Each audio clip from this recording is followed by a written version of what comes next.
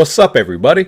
It's Luke James, not the singer. If you're looking to get your music reviewed, you can hit up this email that's right here. But today I'm going to hit you up with my thoughts and opinions on this new album from Busta Rhymes called Extinction Level Event 2, The Wrath of God. This is obviously the follow-up to his first Extinction Level event, which came out many years ago. And Busta Rhymes is a New York hip-hop legend and icon who's been at it since the 80s. This is a guy who's done a lot of things, so it would be impossible for me to break it all down. But simply put, he's always been respected for his very fun and animated style. Even today, you go back and watch some of those videos that he put out in the 90s and early 2000s, you're going to have a lot of fun watching those because Busta Rhymes has a lot of personality and charisma. Now this one here is actually his first studio album since Year of the Dragon, which dropped in 2012. I really didn't like that one much at all. I didn't think it was some of his best work. It was pretty dry, but I was still curious to hear how this would sound because, as I said, Busta is a legend. He's someone I grew up listening to, and I'm curious to see what he had to say in 2020. And while this album is bloated and all over the place at 22 tracks, there are still great moments here, and also a reoccurring theme of catastrophic times / the end of the world. Even on the intro track, it opens up with Chris Rock, who's speaking on these ideas, and then Busta and Rakim take turns rapping about this destruction that is plaguing the world right now. They put in some biblical references and stuff like that. These are themes you're going to get throughout this album, and some of them are present on this song. I thought the first beat on this is really great with those bells and strings, and then you're going to notice on the second beat that it switches over to Nas's joint, The World Is Yours. So this is really a great intro, has a nostalgic feel to it, not just from these two pioneers who are still at the top of their game, but also from that second beat switch up, which will take us back to the 90s as well. So I thought that was a great way to kick it off, and the catastrophic themes continue, like on the title track where he vents his frustrations once again about crooked judges, politicians, and the president, and the strings on this track fit very well with the verses. I would say that 2.5-minute intro from Louis Farrakhan probably could have been cut off and separated though, because I hate having to skip through a bunch of talking just to get to a damn song, man. Put it as a separate track so we can skip over it, because I hate when I'm listening to a full album and there's all these skits throughout that you have to hold the fast forward button to get through, which does occur a couple of times on here. But to keep it moving, we're going to get Busta calling out more blasphemy and devilish behavior on Satanic. This one is a banger. Then on The Purge, we're getting some riot bars. It's just a very succinct track where he's basically warning the powers that be that shit is going to get torn up. And then he speaks on racial injustice and inequality on Freedom. Listening through this album, it's very clear that Busta Rhymes has a lot to get off of his chest, and he's certainly venting all those frustrations out throughout this project. On Freedom in particular, we're getting a very somber backdrop and powerful vocals from Nicky Greer. This song here just hits really hard. You can feel the emotion in his voice when he's rapping. Sounds like he's a madman who's about to break down because he's fed up with everything, and he spits very emotional verses about the plight of black people, especially the fear that we have for our black children growing up in this world where they're going to face some extra challenges. So as a father, this is something that stuck with me. It was cool to hear Busta speak on that, and Busta is just doing it all on this album, man. He's getting into a lot of topics and using a lot of different sounds, which again, when you tie that into the 22 tracks, including actually 4 more, like 26 tracks I think now when it comes to the Reloaded edition, which I will talk about at the outro. But with all these tracks and doing all these different styles, there's certainly a lot of ups and downs here. Things get choppy, they get inconsistent, but it's still an impressive display of versatility, and Busta is showing you what he can do with some of these different styles. Whether snapping over the DJ Premier boom bap banger called True Indeed, or working those animated styles on Boomp and Strap Yourself Down, he's doing everything on here, the latter of which, Strap Yourself Down, has some pretty cool production coming from Pete Rock and Jay Dilla, but there's also some loose mixing here, and this track just felt all over the place to me. I didn't hate it, I didn't love it, I wouldn't put it as one of my least favorites, but it's one of those songs that even after listening to it more and more times, I don't know exactly how I feel about it. It just feels kind of sloppy and crammed together. There's some silly bars on here where he says he'll kick you in the stomach and make you doo-doo, something along those lines, but I mean, this is what Busta does. He's been known to come through with silly shit like that. That was kind of a weird track, but even still, he is ripping some nice flows on there, and it ties into my point about how versatile Busta Rhymes is at doing all these different styles.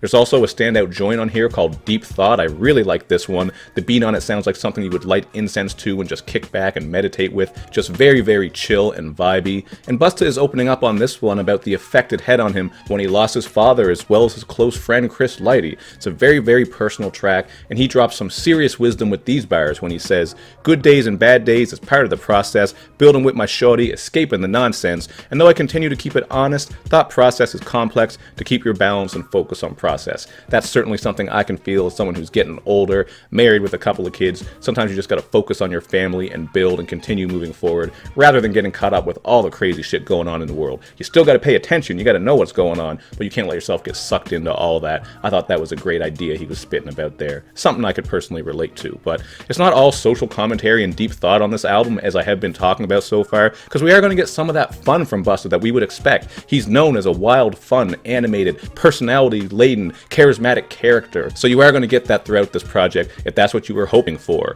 Like the song CZAR, this has a late 90s/early 2000s feel to it because of that rock wilder production that is just banging. You're also getting some Lil Fame Annie-up ad-libs on here, which I thought fit in well. Then we get Out of My Mind, which is very bold because it reworks the production from Belle Biv DeVoe's Poison. The drums are stuttery, sporadic, and all over the place. It does have a bit of a strange feel to it, but I think if you crank this shit up in the club, it would still be an all-out banger, man. It just has so much energy to it. It really fits well with Busta Rhymes' frenetic style. The only thing I didn't like about this, though, is how the beat drops out for the hook, and then you get that slow Poison hook, because this is just an angry, wild-ass banger, so when that beat drops out and you get that hook, it really slows things down and kind of changes the vibe. So I think it would have been better to have a rowdy-ass hook with some chanting, getting people throwing their fists up in the air. That type of thing would have fit better. But hey, man, it's not my album. It's Busta's. Just a minor gripe that I had. But to keep things moving, you are going to get some more attempts at current sounds as well. Some of them work fine enough, like on Oh No, where Busta fits well in the trap production.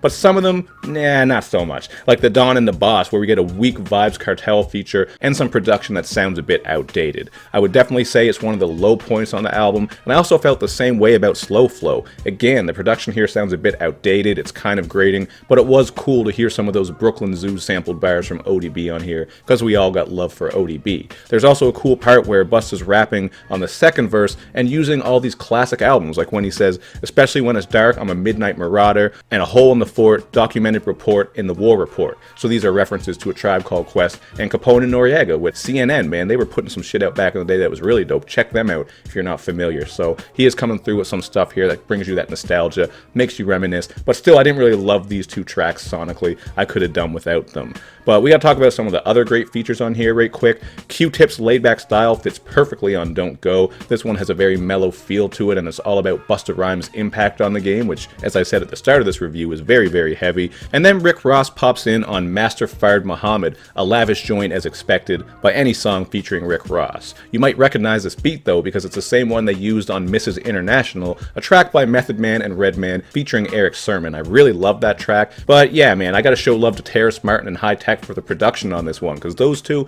they probably don't get enough credit. They're excellent producers, really got a lot of love for what they do, and there are some pretty funny bars on here from Rick Ross when he says, middle school, bitches used to call me Bruce Bruce, a reference to the very heavy, pimpin'-ass comic from Comic View, Bruce Bruce, man, he's a legend, he's been around for quite a while. I'm not sure if he's still alive.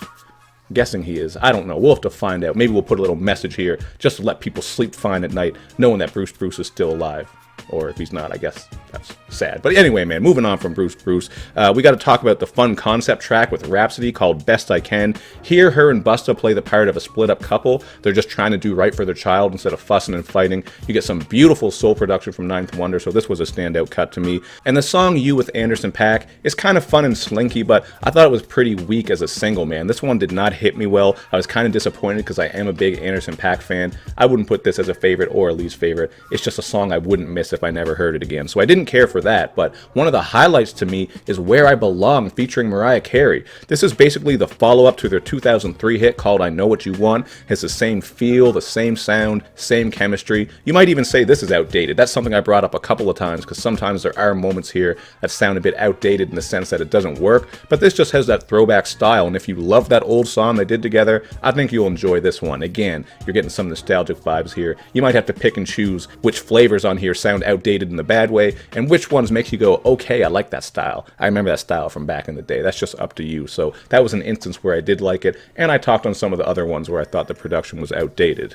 Now, there's also a fantastic vocal performance from Mary J. Blige on You Will Never Find Another Me. You're getting a very soulful, old school feel to the production here, so this was a standout cut. And Kendrick Lamar shows up on Look Over Your Shoulder. This is actually preceded by a little interlude that samples the Jackson 5's I'll Be There, and this beat samples the Jackson 5's I'll Be There. So this track was actually leaked years ago, you probably heard it, but this is the final polished version, and it was just great to hear from Kendrick Lamar again. He works some great flows on here. I like his rhyme schemes, how he switches his cadence up into some sing-songy stuff as well. Really a dope track that I enjoyed. And overall, man, like I said earlier, this is an up and down project. It's long, it's draggy, it's a bit inconsistent, but as I listened to it more and more and worked on this review and got into the lyrics and the topics and themes, I started to like it a bit more. On the first listen, I was just kind of like, what is going on here? It's all over the damn place. But as is the case when I review albums, I give it a couple more listens, break things down, and it sticks a bit better. So I am going to go with a 7 out of 10 here. But if I told you I love this album, it's going to be on my year-end list, or it's an album of the year contender, if I told you that, I would be lying, because I'm definitely not feeling that. And I did allude earlier to the fact that he put out a deluxe/reloaded edition with a bunch of extra tracks added on. You got Calm Down featuring Eminem. We've already talked about that before. We don't need to get into that. It's an okay song, I guess. And then a bunch of generic bangers that are just meaningless and pointless. They really didn't do much of anything for me. No unique sound. The rapping is okay. They bang, but they're not really noteworthy. So yeah, there you go. That's pretty much every song on here that I've talked about. You guys let me know down in the comment section how you feel about this one. And of course, make sure you do that good YouTube and social media stuff where you show me love and you show me lots of it. Thank you for watching, everybody. I will see you next time. Thank you for watching.